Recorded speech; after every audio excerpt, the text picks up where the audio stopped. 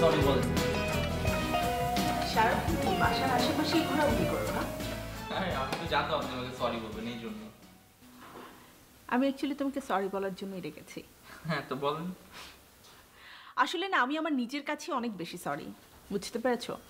যে আমি আমার নিজের কাছে এত বেশি সরি ফিল করি যে কেন আমি বারবার এই কাজটা করি। তোমার মতন একটা মানুষকে কেন বারবার আমি এভাবে করে আমার পাশাপাশি বসার সুযোগ করে দিয়েছি?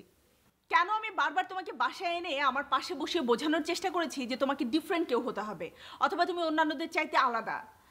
মানে আমার সম্পূর্ণ ভুল ছিল। আর আমি একের পর এক তোমাকে এত বেশি লাই দিয়েছি যে এখন তুমি আমার মাথায় উঠে নাচানাচি শুরু করে দিছো। আর এই জন্য না, আমি আমার নিজের কাছে অনেক বেশি সরি। তোমার এত বড় সাহস, তুমি আমার বাসায় এসে আমার পাশে দাঁড়িয়ে শাউট করে চলে যাও আর আমি কিচ্ছু বলি না তোমাকে। মানে তোমার সাহস দেখে না আমি অবাক হয়ে যাই। তুমি জানো আমি কে? শান্তা ম্যাম। হ্যাঁ, আমি জানি আমার নাম হচ্ছে শান্তা, সবাই আমাকে শান্তা ম্যাম নামে চেনে।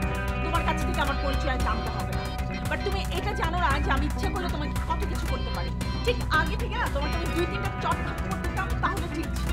অ্যাকচুয়ালি তোমার গায়েও আমার হাত দেওয়া উচিত না, বিকজ এইটা নিয়েও তুমি মজা করো। তুমি কি আমাকে ফানি আইটেম পেয়েছো না? আমি তোমার কাছে একটা, আবার হাসছো। আপনি না বললেন ফানি আইটেম? তুমি আমাকে আইটেম ভাবো, এই জন্য আমি হেসেছি। এই জন্য আমি তোমাকে বলি যে তুমি আমাকে ফানি আইটেম বলো, এবং আমি আমার নিজেকে দেখে নিজে হাসি যে হাউ কুড, আমি কিভাবে এগুলো টলারেট করি। তোমার মতন একটা ছেলে দিনের পর দিন আমাকে এভাবে করে মানে ইনসাল্ট করে যাও, আমাকে নিয়ে তুমি হাসাহাসি করো, আমাকে নিয়ে তুমি মজা করো। আর তোমাকে উচিত ছিল অ্যাকচুয়ালি আমার দারোয়ান ডেকে ঘাড় ধাক্কা দিয়ে বের করে দেয়া। বিকজ আমি যদি তোমার ঘাড়ে হাত দিই না, তাহলে সেটা নিয়েও তুমি মজা করবা। তোমাকে সেই সুযোগটাই দেওয়া উচিত না। সিকিউরিটি কি দরকার, আপনি ঘাড় ধাক্কা দিবেন? আমি জানি তো, এটাই তুমি বলবা। যাও, বের হও, নাহলে আমি দারোয়ান ঠিকই ডাকবো তোমাকে। একদম দারোয়ানিকে লাথি মেরে বের করে দিতে বলবো।